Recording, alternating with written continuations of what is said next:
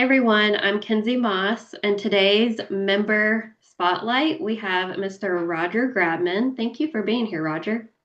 Well, thank you for inviting me. I'm excited to hear from you, hear about your company and how you support Georgia manufacturers. You've been a huge um, help in all different areas of GMA for a very long time, even when I wasn't a part of GMA, back in 2018-ish when I first met you. You were still there. You were already participating, so you are a longtime friend of ours, and we really appreciate you. Okay, let's get started. Tell me about your company. My company, Grab Innovations and Services. It's a licensed professional engineering firm, and I have expertise with production machinery and related safety issues. In particular, I help with design of equipment, anything from plant layouts to workstations to particular machines, manufacturing fixtures for the machines, QC fixtures, possibilities. Also, I help with auditing for safety and OSHA compliance. That's important. Incidentally, OSHA regulations are really the minimum requirement. That's one of those myths. Okay. Uh, the Another way that I help is technical writing, what's known as collateral documentation. Uh, Can you explain what that is more in depth? well, you've seen the labels on the step ladders. Mm-hmm. There's labels on step ladders that there's expectations of what they would cover. Other collateral documentation, a very prominent one would be manuals, work instructions, lockout, tagout, safety procedures, and so forth. All these come under the category of auxiliary collateral documentation. There's actually an ANSI standard for those. What is that? ANSI is a organization that publishes collaborative industrial standards. Typically, they don't have the force of law, but they could be considered as best practice. Should Gotcha. there be a problem and courts get involved, it's like, well, it's a pretty good defense if you're in compliance with the ANSI standards. Yeah, sounds like it. Sounds very complex, very detail oriented, important. Well, detail oriented, some of them more than others. Hmm. How long does it take you to write out a manual or a label to go on a ladder? How long does it take you usually to? Well, things like a label on a letter are relatively easy to do. You pretty much have to use judgment to make sure that it's clearly stated, Yeah. clearly laid out. I've seen a picture of a ship, and uh, they had posted a couple of different messages in prominent places. But if you read this half over here and this half over here, you kind of got confused as to what they were saying. One of the messages was no smoking, and I forget what the other message was, but in combination, the words in the wrong order just encourage you to smoke. We don't want that. That sounds like Well, a lawsuit. this was an oil tanker, Oh, well, yeah, that is a very important and the words were document probably about to get correct. 6 foot high paint letters. It's like, yeah. Wow. That's that's a very important job. I mean, we see those labels everywhere. And Another, people can twist them, even if they're very straightforward. People yes. can twist them and somehow confuse them. And the other, and particularly manuals, Hmm. uh, I'm of the opinion manuals should be readable, should be understandable. I was reading a English translation of a German written manual. It was very hard to follow, and some of the terminology was mixed up together. Under the ANSI standards, for machine safety, there's a very clear definition of what is an operator, what is an owner, what is a supplier. And Because there's buried in, different manuals for each of those people, correct? not necessarily, but in this particular manual, it was stipulating that the operator would be responsible for making sure it was wired correctly. Mm, I'm sorry, user, supplier, and operator. User is the company that operates a machine. mm. Operator is typically the person who pushes buttons or loads the machine or takes the product away. And so buried in their manual was that the operator was responsible for making sure it was wired correctly. So he wouldn't know. Yeah. True. Okay, so tell me about you. How did you get to this point? Uh, What well, led you here? I've been a licensed professional engineer since 1980. My career has been in equipment design and development. In my career, I started off with machines to make beer cans up to 800 a minute. Wow, Line speed in that industry is now significantly higher, maybe over 3,000 a minute. that's I've, incredible. in my career, I've designed machines to assemble electric watches, and I've designed jacks to lift locomotives. I've designed machines to assemble alkaline batteries up to 400 a minute.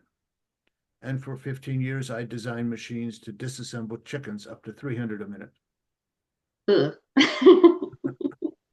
Great, but ugh. Well, people want Very to eat, useful. yeah, people don't want to eat the whole chicken. No, The feathers would tickle. yeah, we don't want that.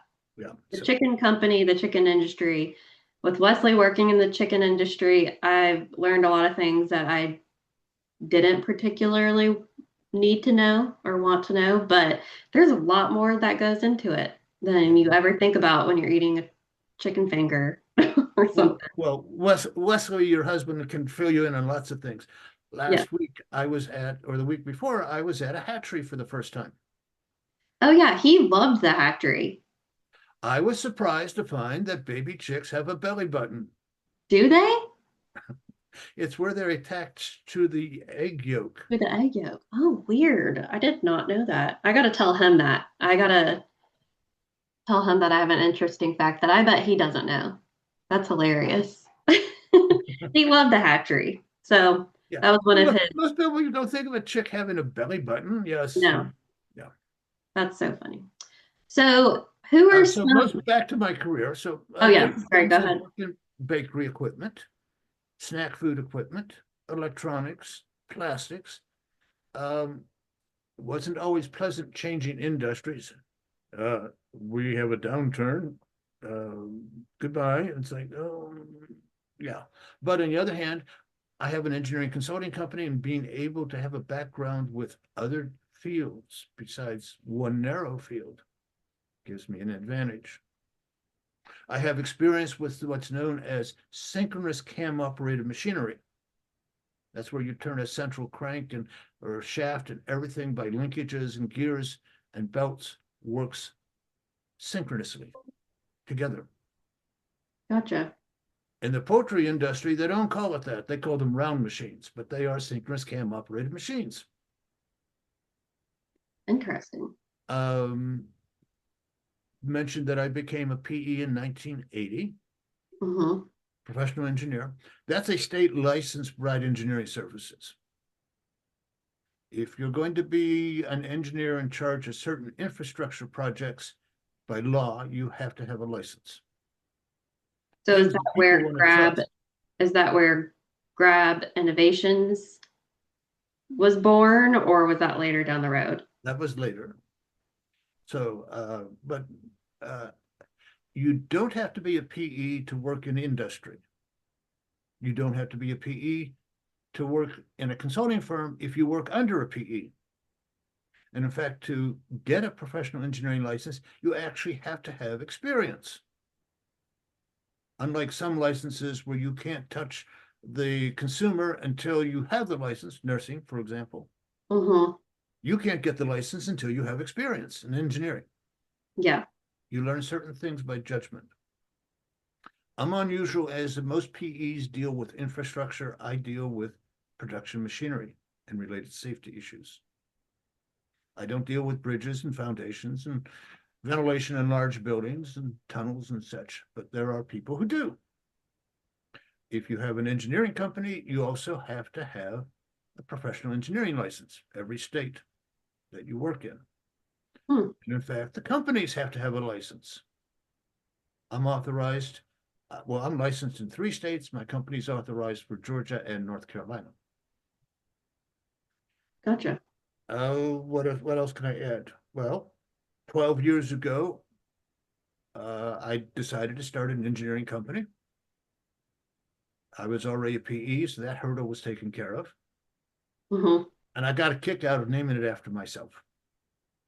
I don't blame you. I would Yeah. too. Grab Innovations and Services, and who owns the company? Roger Grabman. Yes. So, That's what I would do. Okay, I like it. It's a great story. And um you for our networking, you are under the mechanical engineering seat. So do you consider yourself out of all engineering, would you narrow yourself down to mechanical engineering specifically? yes, with a little bit of bleed over into other areas. Yeah, that's what I've noticed when looking at our networking seats. A lot of companies maybe have one main focus, but other branches of expertise. Mhm. Yeah. Okay. So, Well, back to engineering, there's a multitude of different disciplines in engineering. The classic ones are mechanical, electrical, industrial. Industrial engineers use well, they organize people and resources to accomplish tasks. That's the definition of industrial engineering. mhm, Chemical engineering, they use techniques of heat and pressure and chemical reactivity to change the properties of materials. Civil engineers typically design big things, buildings, roads, tunnels, pipelines. So those are oh, and of late there's aeronautical engineering. Now there's medical engineering and biomedical engineering, and even some people talk about genetic engineering. It's like, okay. mhm. There's a lot. There's a lot of branches. Um, what, so you work with Georgia manufacturers mostly, correct? Georgia and North Carolina, Yeah. I'm not authorized to do engineering for Alabama, Tennessee, Florida, or South Carolina, Hmm. just 2 states. Now, for the right opportunity, I can get authorization in additional Yeah. states. Can you share a success story of a time you helped out a Georgia manufacturer? Your Okay. favorite story? So I have not yet landed the client. I expect that will happen this year yet. They are a manufacturer or a processor of agricultural food products in Middle Georgia. Okay. And I was touring the plant with the founder, this top executive, and I noticed that, well, lots of places accumulate stuff. Yeah, I'm not going to show you what's on the floor in my office. Lots of Yeah, I'm places. like my house, it's an accumulation. Plants also. Food plants are not an exception to that. Hmm. So as I was walking through his receiving area, I noticed that somebody had taken down some fluorescent tubes and they were laying on the floor. In fact, one was broken. Hmm. I turned to him, and at this point, the tubes are now behind me. I says, you see those fluorescent tubes behind me? Get them out of here. Those tubes contain mercury. You don't need them in you don't need the potential contamination. Yeah. And he's like, oh, they have mercury? Yeah. Now, I presume he's gotten rid of those. Yes. Hmm. Recently, I completed a project for an OEM in Central Georgia for a uh, machine manual.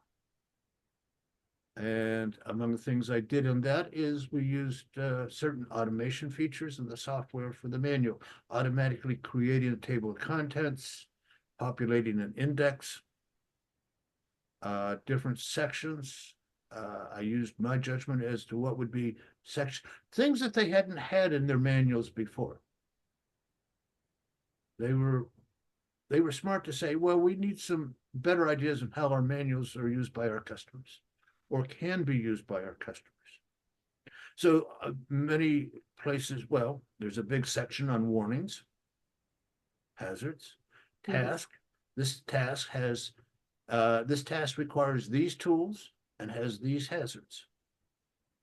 These are the steps, explicit steps. There are portions of the manual that have a layout of exploded view. And on the facing page is the bill of materials. And the bill of materials, in some cases, highlights their company part number. They hadn't done that consistently before.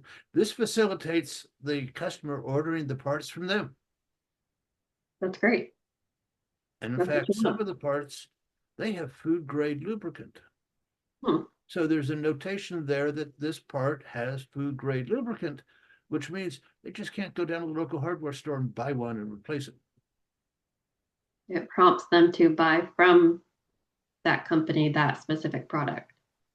Another thing I added to their manual they hadn't done before is a recommended lockout tagout procedure. Often it's abbreviated LOTO. It's never pronounced LOTO,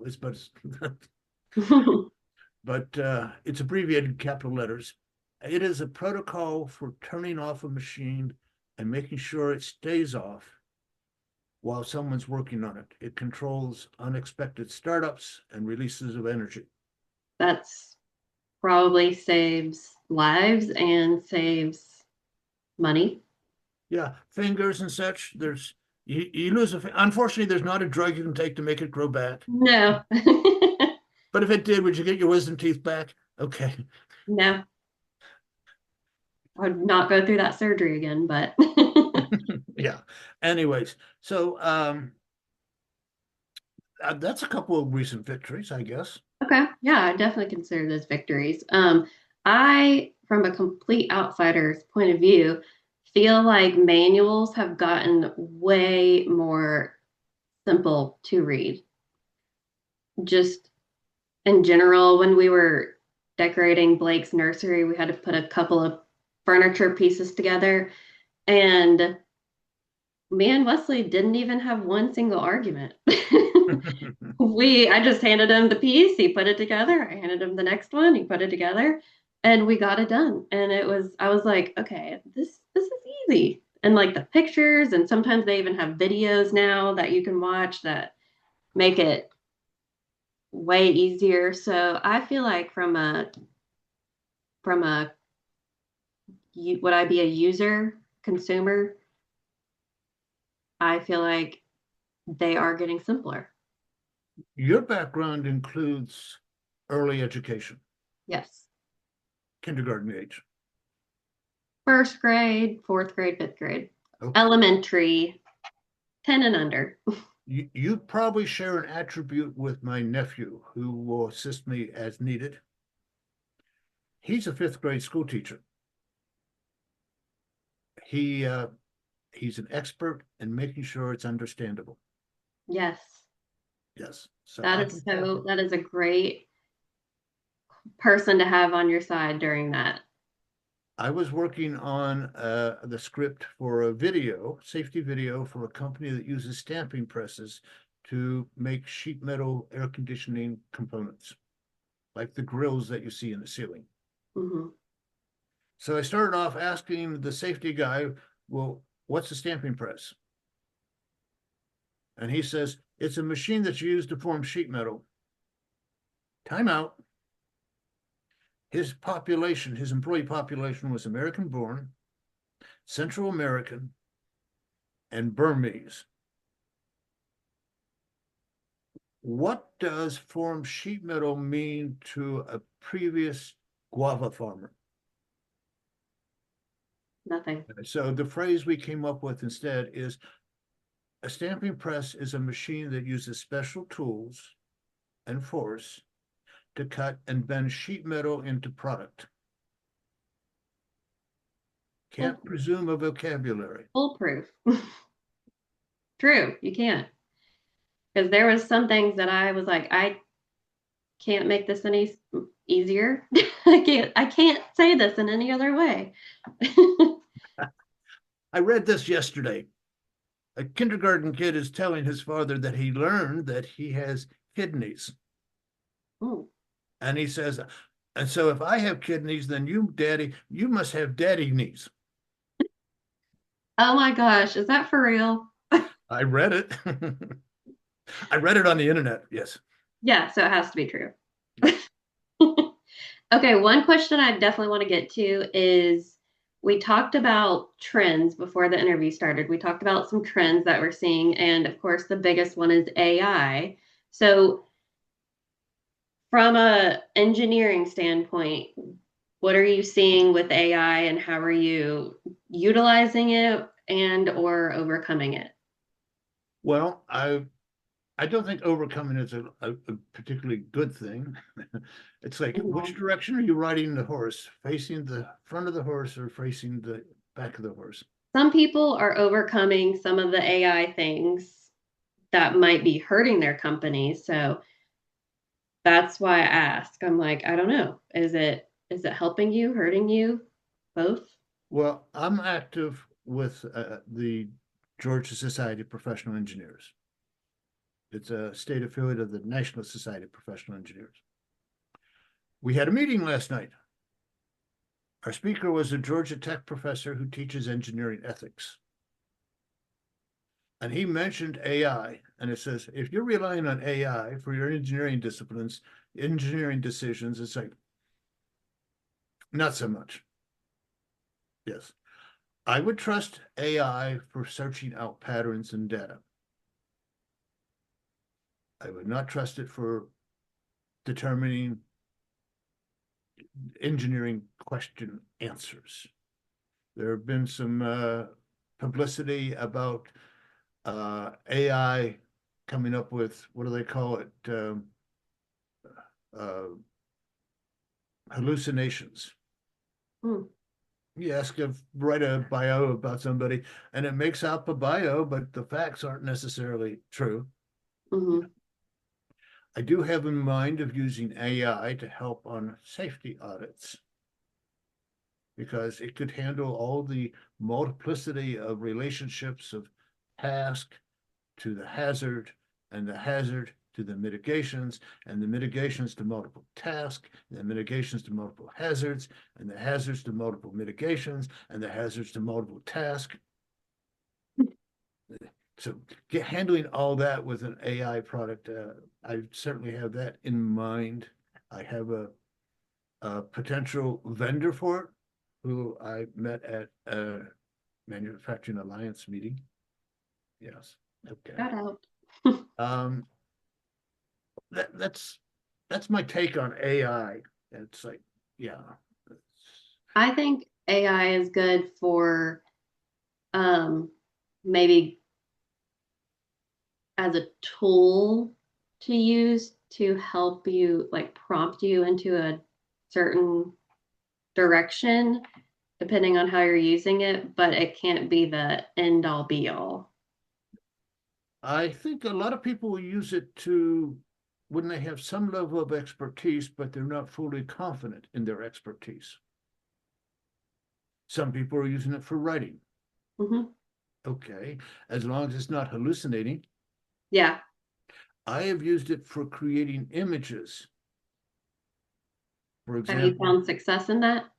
well, for example, last night's meeting, the speaker was talking about the philosophical basis of our codes of ethics, not just for engineering, but society in general. And so I wanted an image of Greek philosophers sitting in an office with other people. Mm. AI was able to help me with that. Yeah, it's very cool. I've been trying to use it a little bit to like reword things, like you were saying. Like I have an idea in my head, but I've always been like this. Like I'll have an idea in my head that's good, but I don't know how to get it out of my mouth in a professional, well executed, straightforward way. So I feel like I said, AI could be. I've seen success with the images. I think those, some of them you can definitely tell are AI and it's terrible. But if you're doing things for like a manual, like you do, then it needs to be a simple image. Well, in that case, typically you would work off of a CAD developed image, Mm, computer-aided drafting. hmm. So I've got a dimple in my finger. Okay. Us who used drawing pencils and drafting boards back when I started my career developed dimples in our fingers. Wow. My first experience with any kind of a CAD product was AutoCAD 2.5 about 1984. AutoCAD was designed to make drawings. What's currently used in industry is parametric modeling programs. It makes a drawing is practically a byproduct. Hmm. But when you do a parametric model of an assembly, it's relatively easy to separate the portions, the machine parts, into what they call an exploded view. So you would never use AI for that. At least I wouldn't. I wouldn't use AI to make a model for a design. I would use my judgment. In fact, I would Hmm. actually delegate to a CAD operator guy that I have as a resource. And you would make your images for a manual from that, or you may use some photographs. There might Yeah. be some AI to manipulate the photograph, lighten it here, reduce reflections, that sort of thing. Yeah. AI is a big thing. That's why I usually talk about it in my interviews because I like to see how AI is affecting positively and negatively the different areas of expertise that we have at GMA. Mhm. It's very, your point of view is very interesting. Well, Your from point the of view makes more sense to me than a lot of them. It you explained it very well. well, the concepts of AI, the vision of AI has been around since the early 80s. There was discussion about something called expert systems, where they would program a bunch of rules into a system and you present problems and it would then expert system rules come up with the required answer. Hmm. Trouble is how do you delineate all the expert rules? Yeah. Yeah. Generative AI is supposed to be teaching itself. Uh-oh, Yeah. that could be, I keep saying that word. yeah, that could be scary. You've been around early education. You can't imagine the students coming up with their own conclusions about what they learn. They have, and it is interesting. Yeah, kidneys, for example. Yeah. Ugh, I gotta use that one. That's hilarious. And the belly button uh joke. I guess it's not a joke, it's a real thing. So you have something else too? Um, so we're kind of running out of time. So before we end our member spotlight, this is going to be on LinkedIn. This is going to be on our website. This is going to be Uh, on our. you'd mentioned possibility of myths. Oh, okay. I'll give you 1 minute to talk about the. I'd say there's three myths in what I do. Okay. One is accidents won't happen. Accidents cost money and hurt productivity. And it's like, yeah, but in the event it does happen, it is very, very expensive and really upsets your schedule. So you're saying that accidents do happen? Accidents do happen, but many people discount the possibility that will happen to them. Yes, they do. Uh, Another one I would say is lots of people say, I can handle this. I know this. And it's like, no, yeah, it's not necessarily a good way to do it. And I think the third myth, I work with some product development. In fact, I'm pursuing a product development, had some recent conversations with patent attorneys. The Thomas Edison myth. All I have to do is come up with an idea, and I'm automatically on my road to riches. Hmm. It doesn't work that way. Most of the patents And do not make money. Yeah. it's a long process. When I interviewed with Russ Dunlap from Buckalter, he explained the process of getting a patent, and I was like, wow, it's a long process. And you need Mhm. an expert to do it. So you have to get expert outside help. Well, on this product development, I took a stab at writing claims and then handed that document off to him. He's a great resource. Yes. That kind of goes along with your second myth. Like I can just do it myself. And it's great to learn things, but it's also great to have those relationships Mhm. to help, which is what GMA does. So And how to get in touch with me? yes, what's the best way someone can get in touch with you? Well, you can Google my name and you will find I am the only Roger Grabman in the country. Really? Yes, it's a rare last name. That's an honor. In fact, if you go down the list far enough, you'll find some things that are atypical in a pretty good way and surprising, I'm sure. Okay. Uh, Being a nonconformist, yeah, okay, yeah. I have a LinkedIn page myself. My contact information is there. I have a web page, grabinnovations.com. My contact information is there. Uh, what else can I add? I answer my own phone.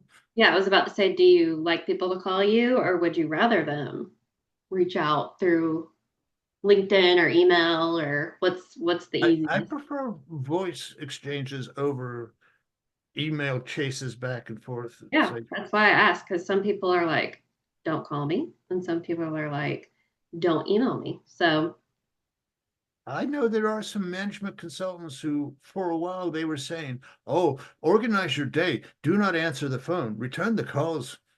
It's like, you end up playing phone tag. yes, And I four played a days lot of later, phone tag. you get the follow-up question answered when it could have taken all of 5 minutes at the Yes, most. yes, I have a lot of experience with the phone tag game.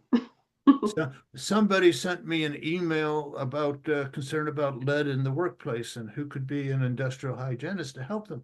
Hey, they haven't called me back yet.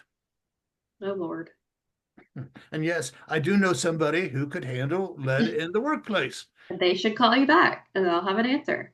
Yeah. All right, Roger. Thank you so much for doing this member spotlight. Again, you have been a huge asset to GMA, and we appreciate you. And that's it for today. One more minor detail. Okay. I mentioned I'm a state officer in the National Society of Professional Engineers. Engineering students get a free membership. Here in Georgia, we have a job board, and companies can post internships and co-op opportunities for engineers on that job board at no cost. Awesome. GSPE.org. GSPE.org. I might add that to our LinkedIn post. Give them some ideas. All right. Thank you, Roger. Well, thank you. You have yourself a wonderful afternoon. You too. Bye.